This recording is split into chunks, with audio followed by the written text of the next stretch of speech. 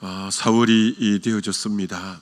오늘 본문 말씀에 우리가 우리에게 죄 지은 모든 사람을 용서하오니 우리 죄도 사하여 주시옵고라는 이 본문 말씀을 가지고 용서라는 제목으로 말씀을 전거하고자 합니다.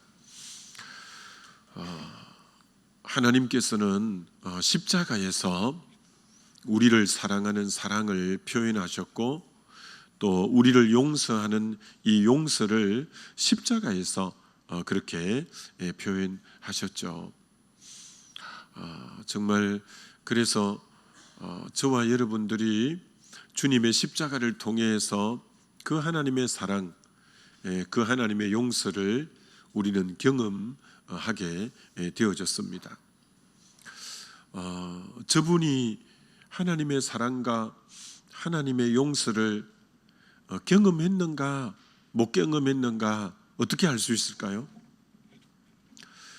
그분이 진짜 주님의 십자가를 통해서 하나님의 그 놀라운 사랑, 독생자까지 아끼지 않고 내어준 그 사랑, 그리고 독생자에게 대속물로 내어주면서까지 우리를 용서하고 받아준 그것을 십자가를 통해서 경험한 분은 다른 사람에게 사랑과 용서를 표현하게끔 되어져 있습니다. 그래서 여러분 각자가 점검해 보셔야 됩니다. 내가 십자가에 그 하나님의 사랑과 하나님의 용서를 경험했는가? 무엇으로 증명할 수 있는가? 내가 다른 사람에게 사랑과 용서를 베풀고 있으면 저분은 십자가의 사랑과 용서를 경험한 분이구나, 이렇게 능히 알 수가 있죠. 아무리 자기 입으로 나는 믿음이 좋다, 나는 놀라운 사랑을 경험했다 이렇게 말할지 몰라도 타인에게 전혀 용서와 이제 사랑이 없다면 그건 공연불이고 그건 인정할 수 없는 신앙이라 이렇게 말할 수 있겠죠. 오늘 이 4월 첫 시간인데 하나님께서 우리에게 용서라는 귀한 제목을 4월 첫 시간에 주셨습니다. 어떻게 용서할 수 있을까요? 여러분, 용서에는 누군가 내게 상처를 줬다는 말이지 않습니까? 그러면 가해자가 있고 상처받은 흔적이 있다는 말이죠. 근데 용서는 시선이 나에게 상처를 입히고 해코지한 사람에게로 시선이 가고 그로 인해서 내가 받은 상처, 진물이 흐르고 피가 삐좀삐좀 나고 하는 그 상처에 내 시선이 가서는 절대 용서는 될 수 없습니다. 용서는 내 시선이 우리를 용서하고 사랑하기 위해서 자기 하나밖에 없는 독생자를 십자가에서 깨뜨리고 죽이신 그 십자가로 내 시선이 향할 때 그 십자가로부터 나에게 용서와 사랑의 힘이 오기 때문에 용서하는 자의 한결같은 특징은 시선이 가해자에게나 자신의 상처받은 부위로 향하지 않고 오직 십자가로 시선이 향하는 자만이 용서할 수 있다, 이렇게 분명히 말씀할 수 있는 거죠. 골로새서 3장 13절이 서로 용납하여 비춰 용서하되 주께서 너희를 용서하신 것 같이 너희도 그리하고, 주께서 너희를 용서하신 것 같이 너희도 용서하라, 이렇게 말씀하고 있는 것입니다. 예수님의 십자가를 통해서 그 십자가를 통해서 나를 보고 십자가를 통해서 상대를 볼 때만이 용서할 수 있게 되는 겁니다. 스데반이 사도행전 7장에 복음을 전했을 때 그 복음을 들은 사람들이 양심의 찔림을 받고 이를 갈고 그 돌을 가지고 스데반에게 달려들어서 스데반에게 이렇게 돌을 던졌습니다. 머리가 어깨지고 얼굴이 피투성이가 되고 그렇게 됐습니다. 근데 이 스데반이 시선이 어디를 향하는지 사도행전 7장에 정확하게 성경은 기록해 놓고 있다는 거예요. 그 시선이 돌을 던지는 가해자에게 시선이 머물지 않고 온 유혈이 낭자한 자신의 상처를 주목하지 않고 우리 주님을 바라보았더니 저 하늘 보좌 위에 인자 같은 이가 서 계신 거예요. 원래 그 보좌에 하나님은 앉아 계시는 분인데 딱 서서 계신 거예요. 서서 계신 거예요. 그 주님을 바라본 거예요. 그랬더니 얼굴이 천사같이 확 피어나고 광채가 이렇게 있게 된 거죠. 그리고 그 입에서 아버지, 저들의 죄를 사하여 주옵소서. 저들이 하는 일을 저들이 알지 못함이니이다. 알지 못함이니이다. 꼭 예수님과 같이 그대로 기도하시는 거예요. 왜?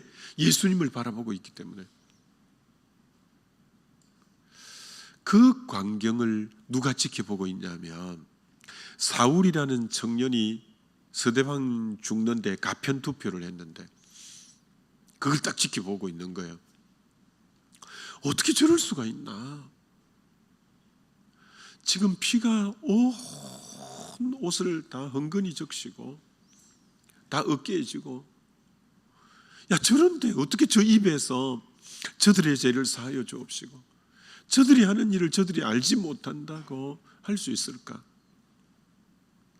스데반은 죽지만, 하나님의 미랄처럼 죽지만 그의 용서하고 죽음으로 인한 열매가 대사도 바울을 낳게 되는 거예요. 낳게 되는 거예요. 여러분 꼭 명심하셔야 돼요. 참 이 땅에 우리는 다 불완전한 존재가 되어서 누군가 해코지함을 입게 되고 또 해코지를 하게 되고 끊임없이 용서해야 되고 용서를 받아야 되면서 살아가는 우리인데, 누군가 여러분을 해코지해서 상처를 주었다면 절대 그 가해자를 주목하거나 내 상처를 주목해서는 용서와 사랑이 안 돼요. 나는 오직 내 시선이 자기 아들을 십자가에 죄 없는 그 아들을 깨뜨리면서 우리를 사랑하고 용서하신 십자가를 주목하면서 십자가 안에서 나를 보고 상대를 보면 용서가 얼마든지 가능해진다라는 것이죠. 요셉이 참 이복 형제들은 그 참 사이가 별로 안 좋을 때가 많은데, 이복 형제 10명이 구덩이에 자기를 던졌는데 그 구덩이가 깔때기처럼 생겼어요. 그리고 자기 혼자 스스로는 못 나오는 구덩이에요.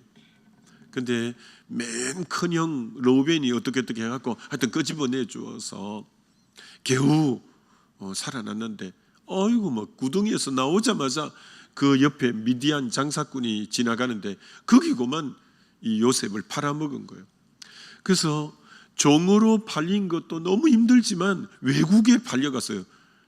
외국에, 어느도 다른 애굽에 이렇게 팔려가서 노예살이를 하고, 그 집을 노예살이를 너무나 충성되게 해서 그 집을 일으켰는데 그 보디발의 아내의 모함으로 감옥살이를 하고, 정말 너무나 참 억울한 일을 많이 당했죠.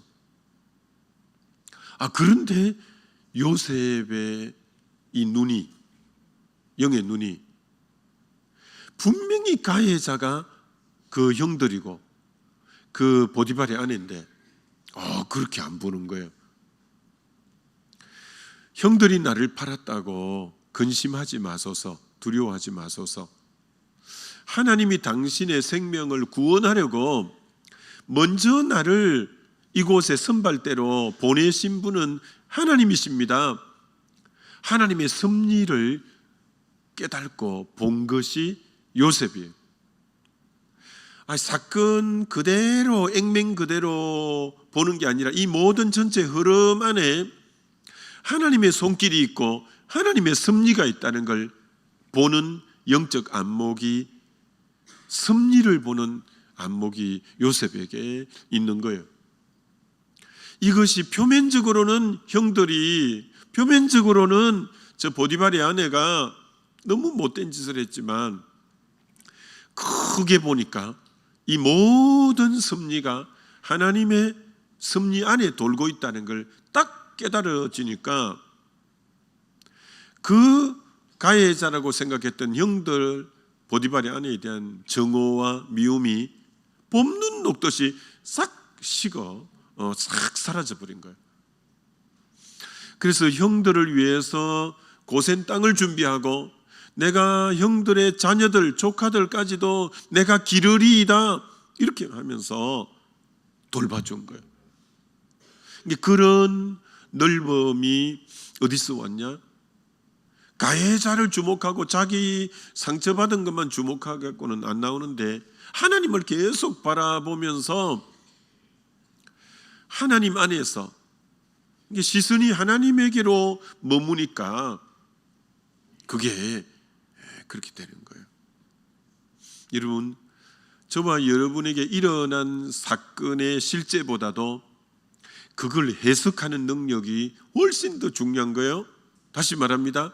저와 여러분의 일상에 일어난 사건보다도 더 중요한 것은 그걸 해석할 수 있는 능력이 중요한 거예요. 그 속에 하나님의 섭리가 뭐가 있는가, 하나님의 손길을 보는 게 굉장히 중요하죠. 정말 한나라는 여인은 아기를 참 갖지 못했는데 그 버닌나 둘째 부인이 아기를 낳으면서 여자에게 얼마나 모멸감을 주고 얼마나 무시하고, 참 둘째 부인이 있다는 것에도 자존심 상하고 힘든데 또 아기가 없는 것만 해도 너무 힘든데 그 버닌나라는 둘째가 너무 자기를 괴롭히는 거예요. 근데 한나가 한 번도 버닌나 머리끄댕이를 붙잡고 싸운 적이 없다는 거예요. 그럴 때마다 그 가해자를 생각하거나 자기의 참 자괴감에 빠져서 한숨 짓고 이런 게 아니라 하나님 앞에 늘 그럴 때마다 기도하러 올라갔어요. 계속 힘들 때마다 상대방을 바라보거나 자기를 안 바라보고 하나님을 바라보는 거예요. 그렇게 기도한 거예요.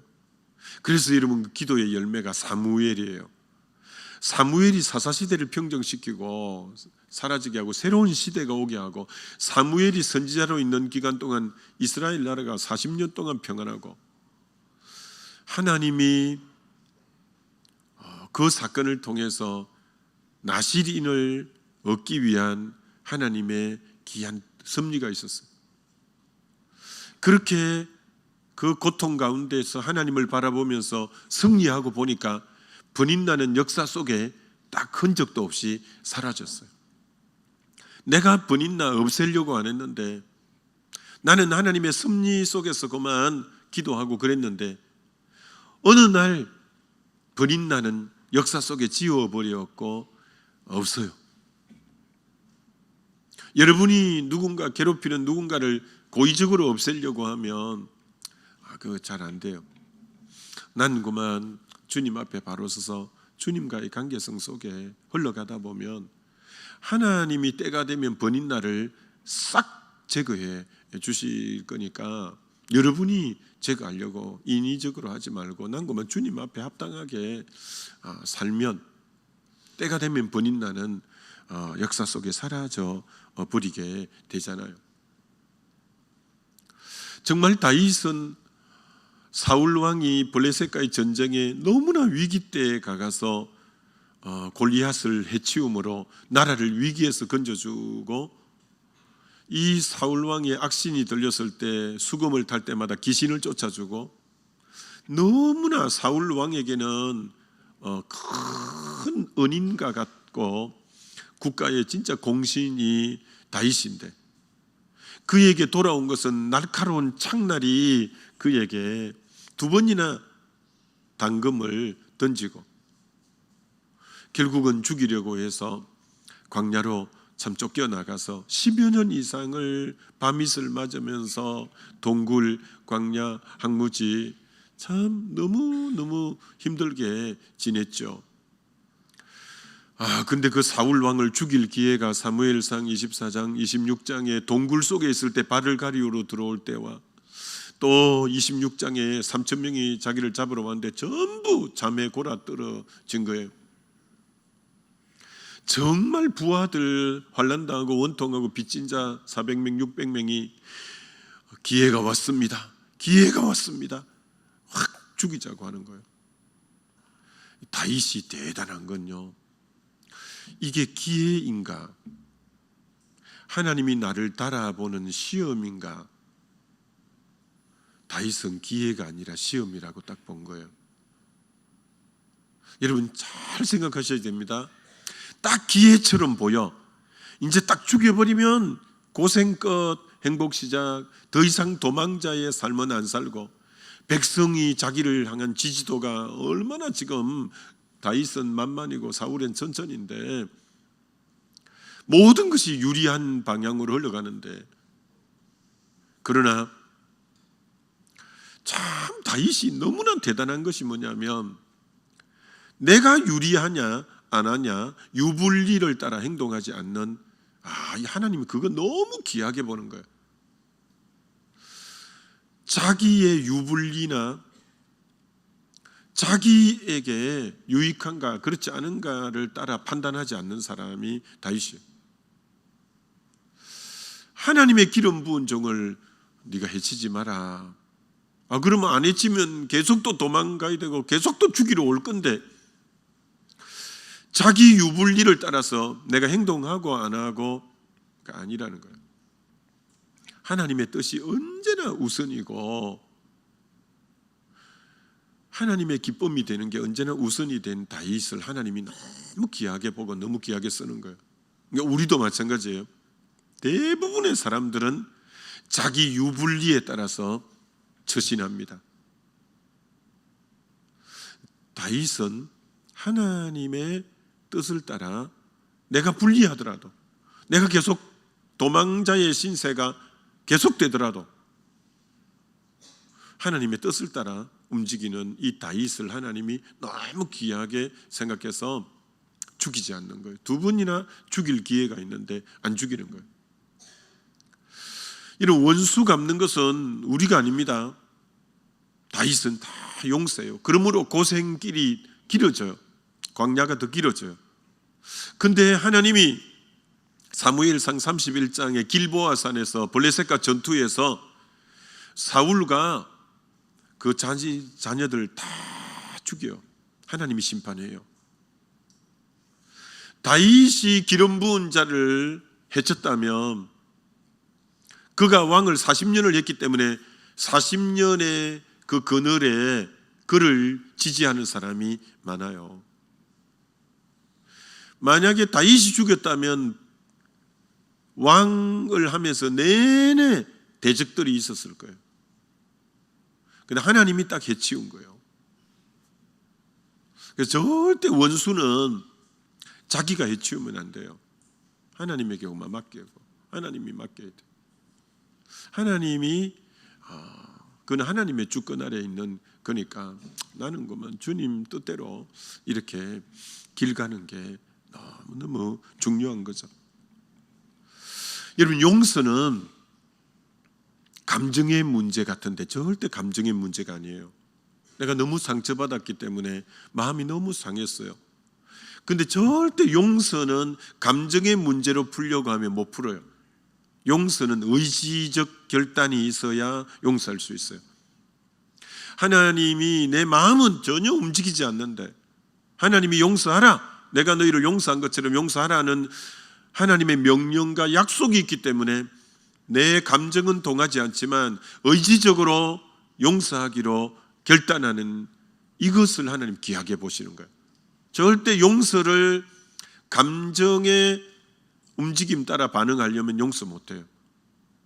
하나님의 약속을 붙잡고 의지적으로 여러분이 결단하면 용서가 가능해요. 너무나 유명한 코리텐범 여사가 쓴 피난처라는 그 책이 너무 유명하잖아요. 이분은 사실 네덜란드인인가 그렇죠. 그런데 유대인을 숨겨준 거예요. 그것 때문에 독일 수용소에 끌려가서 부모 죽고 언니 죽고 자기도 온갖 고문을 다 당하고 막 벌거벗김 당하고 그 추운데 그 모욕과 수치 다 당하고 근데 구사일생으로 살았어. 구사일생으로 옥에서 나오게 된 거예요.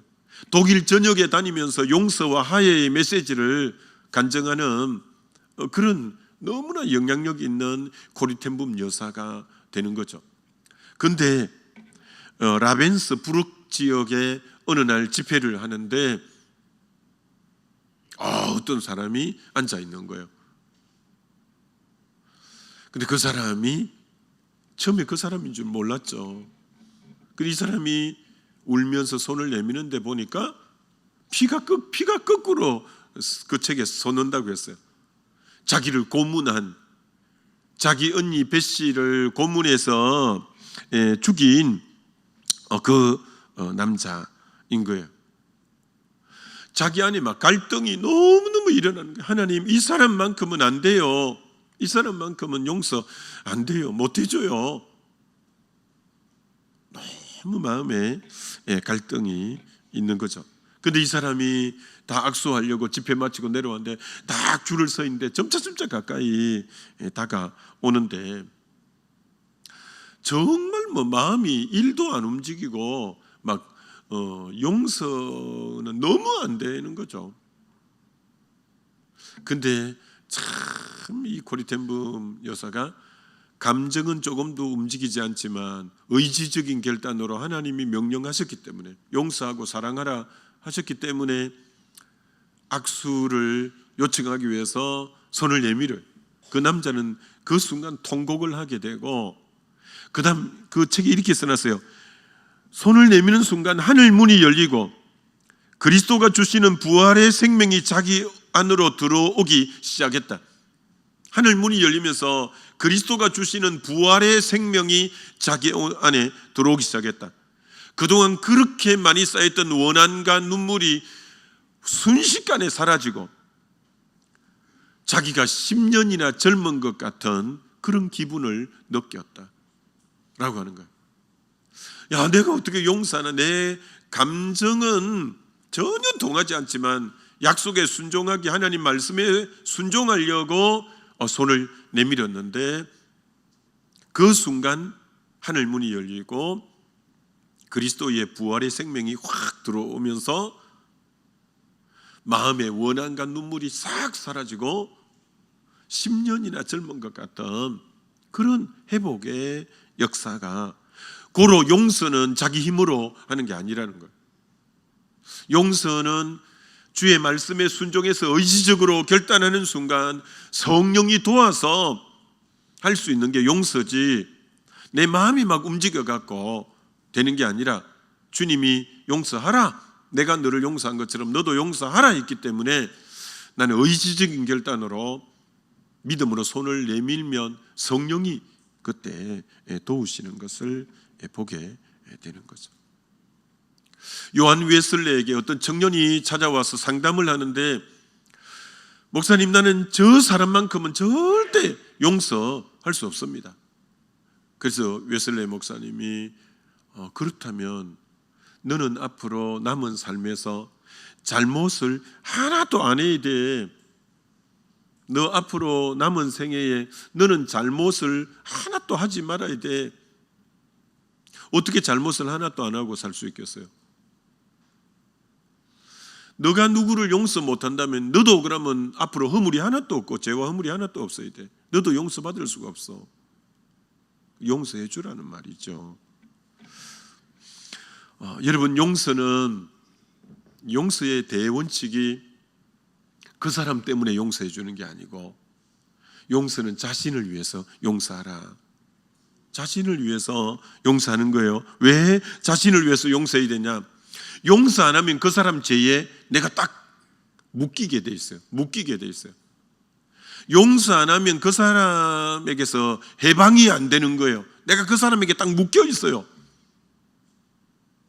꿈에도 나타나고, 아주 맛있는 거 먹으려는데 그 인간이 나타나고, 너무 해외여행 가서 즐거운데도 그 인간이 딱 그 순간 나타나고, 그 사람에게서 못 벗어나. 용서 못하면 그 사람을 달고 평생 살아야 돼. 용서 못하면 그 사람에게서 벗어날 수가 없어. 근데 용서하는 순간 그 사람에게서 완전히 자유케 되고 해방이 될 수 있는 거야. 해방이. 그래서 이 족쇄를 벗기 위해서 나 때문에, 나를 위해서, 그 사람 때문이 아니라 그 사람을 용서하는 순간 그 사람에게서 내가 자유케 되고 해방이 되는 거예요. 용서를 안 하면 썬뿌리가 계속 자라요. 썬뿌리가 자라서 가시가 되고 가시덤불이 되고 엉겅퀴가 되고, 그럼 결국은 이게 가시덤불로 자라고 엉겅퀴로 자라서 이게 내 가는 앞길을 딱 막아버려요.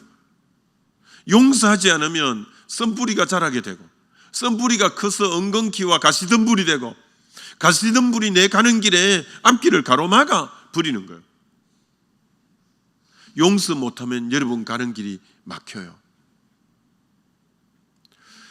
용서해야 이 썬뿌리가 제거되고 내 앞길을 가로막는 가시덤불과 엉겅퀴가 제거되면서 인생이 뻥 뚫리고 인생의 대로가 열리게 되는 거죠.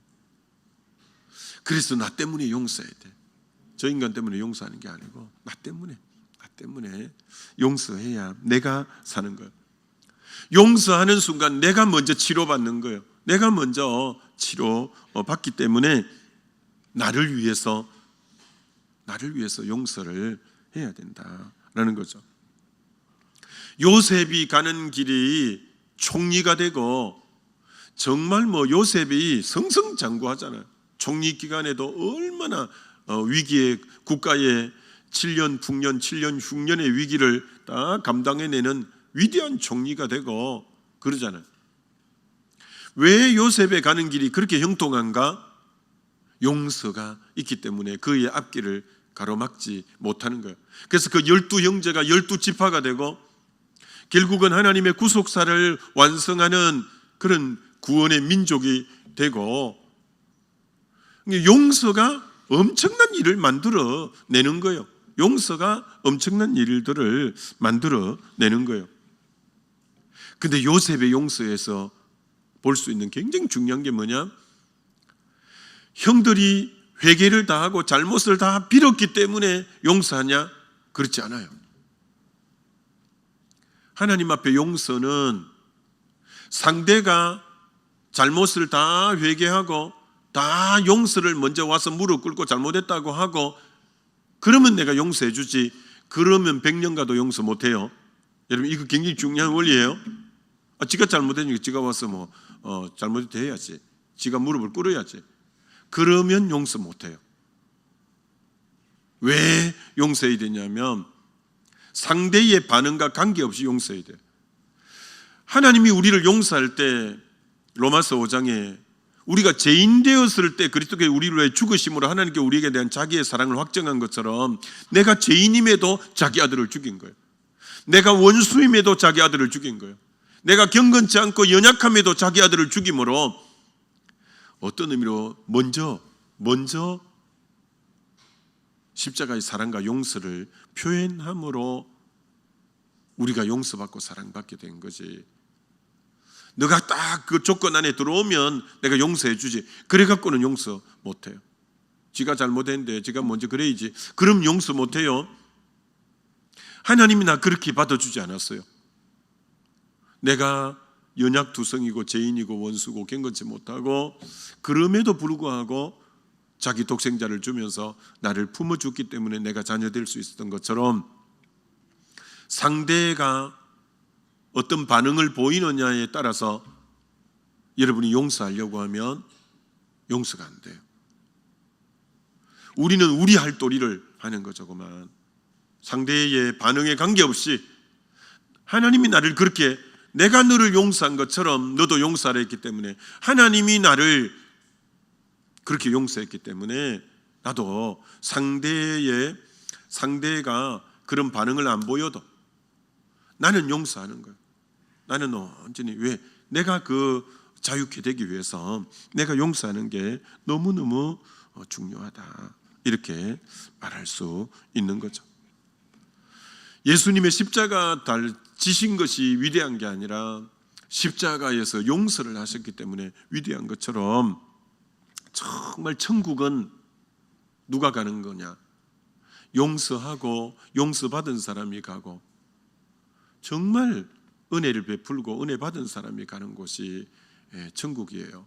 우리가 용서받은 자가 가는 곳이 천국, 용서한 자가 가는 곳이 천국이다라는 거 알고 우리는 끊임없이 이 땅에 살 때 용서받아야 되고 또 용서해야 되고 그런 존재가 우리다라는 것처럼 우리는 용서함이 필요하다라는 거죠.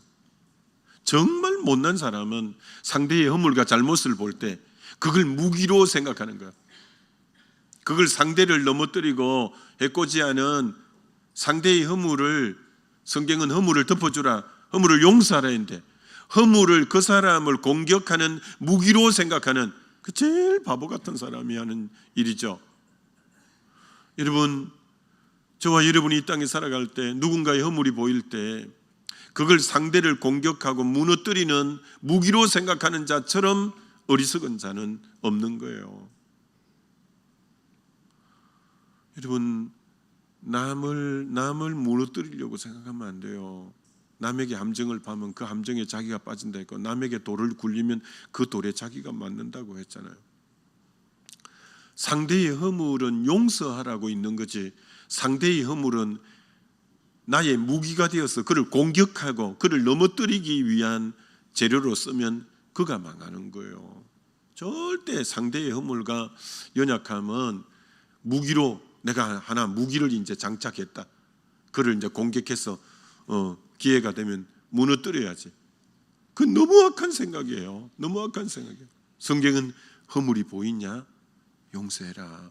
덮어주라. 그게 사랑을 구하는 거다. 이렇게 말씀하는 거죠. 여러분, 저 신약의 맨 끝 뒷부분에 빌레몬서가 한 장으로 딸랑된 건데 그 내용이 이런 내용이잖아요. 빌레몬이라는 굉장히 대단한 주인이고 많은 종들을 거느리고 참 인격과 덕망도 뛰어난데 그 종 중에 오네시모라는 종이 재산 얼마를 착복하고 도망을 친 거예요. 그런데 옥에 잡혔어요. 그 당시 종이 주인의 것을 훔쳐서 도망가서 잡히면 죽임을 당하는 거예요. 근데 옥에 갇혔는데 그 옥에서 누구를 만났냐면 참 이 오네시모가 복되죠. 사도 바울을 옥에서 만난 거예요. 사도 바울이 오네시모에게 복음을 전해서 무익한 자가 유익한 자로 되고 완전히 변화가 되었어요. 그래서 자초지종 들어보니까 빌레몬 집에서 도망쳐 나왔다는 거예요. 그래서 빌레몬서를 쓰는 거예요. 사도 바울이 이 사람은 종으로 생각하지 말고 형제로 생각해라. 용서해 주라 라고 빌레몬에게 편지를 써갖고 편지를 들려갖고 이 오네시모를 통해 빌레몬에게 보낸 거예요. 여러분, 정말 빌레몬 입장에서 보면 손해를 많이 끼친 사람이에요. 정말 주인의 이 건의를 그렇게 무시한 사람이에요. 너무 자존심을 상해하고 종들이 다 보고 있는데 이 사람 처벌 안 하면 종들이 또 그걸 또 거울 삼아서 또 다른 짓을 하면 어떻게 하냐 이런 여러 염려도 되는데 빌레몬이 그런 거 생각 안 하고 딱 받아줬어요. 용서해 줬어요. 그래서 오네시모가 초대교회 때 굉장히 훌륭한 일꾼이 됩니다. 글자 그대로 무익한 자가 유익한 자가 되고 용서해 줌으로 이 빌레몬이 받아줌으로 정말 무익한 자가 유익한 자가 되고 너무 귀한 일꾼이 되는 거죠. 하나님 보시기에 용서처럼 선하고 아름다운 것이 없는 거예요. 그래서 하나님이 이 빌레몬을 볼 때 너무 아름답게 보는 거예요. 그 참 종의 용서하기가 힘든 그 시대에 정말 용서하기 힘든 사람인데 그를 용서하는 것은 하나님이 보실 때 너무나 선하고 아름다운 것이 뭐냐? 용서라는 거예요. 용서. 진짜 용서받지 못할 행위를 했는데 용서할 때 하나님이 너무 선하고 아름답게 보셨다라는 거죠. 결론, 여러분 용서하지 못하면 마음에 평안이 없고 구원의 기쁨도 사라져버립니다. 용서하지 못하면 기도가 막히고, 용서하지 못하면 어둠의 세력이 틈을 타고, 용서하지 못하면 마음이 상하고 육체도 상하고, 용서하지 못하면 백해 무익한 것이 용서하지 못하는 거예요. 이런 분명히 아십시오. 정말 복수는 그리스도인에게 복수란 없어요. 우리는 하나님께 원수는 내가 갚는다. 내게 위임하라. 내게 맡겨라. 네가 복수하려고 하다가 네가 먼저 상한다. 이런 복수하면 자기가 먼저 상해. 자기가 먼저 악한 마음을 가져야 되니까. 네가 복수하면 네가 먼저 무너져. 원수 갚는 것은 내게 있어. 내게 다 위임하고 내게 맡겨. 재판관은 하나님이셔. 넌 정확하게 재판 못해. 하나님께 위임해야 그분이 정확하게 해야 돼. 닌 맡겨. 네가 왜 월권을 해서 네가 재판하려고 하냐? 하나님께 맡겨. 그렇습니다, 여러분. 우리는 정말 우리에게 누군가가 그랬다면 하나님께 다 맡겨드리고 우리는 할 것이 용서하고 사랑하고 그것만 우리의 본분이고 할 일이다 생각하고, 이 사월 벽두에 하나님이 용서라는 말씀을 우리 모두에게 주셨다는 것을 알고, 이걸 누가 들어야 될 말씀이라 생각하지 말고 나에게 주신 말씀으로 알고, 이 사월에 저와 여러분에게 관계되는 그 모두를 용서하는 저와 여러분 되시기를 주의 이름으로 축원합니다.